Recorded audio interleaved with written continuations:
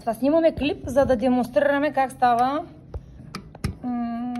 Ето е клеща. И сега колежката с кръстата отверка прибутва. Кое трябва да бъде точно по средата, Злати? То всякъде беше. Не е точно, леко, да не е много по средата. Ага, да бъде. Болчето. Болчето да бъде, да. След това в това легло, в този там. И после го претягаме, така ли? Да, чакай само.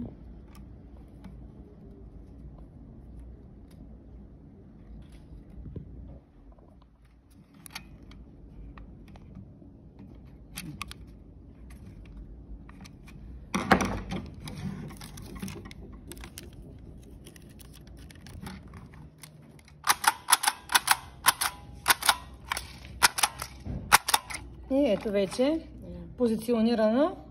По този начин може да се направят корекции, ако етикета се препозва нагоре или надолу.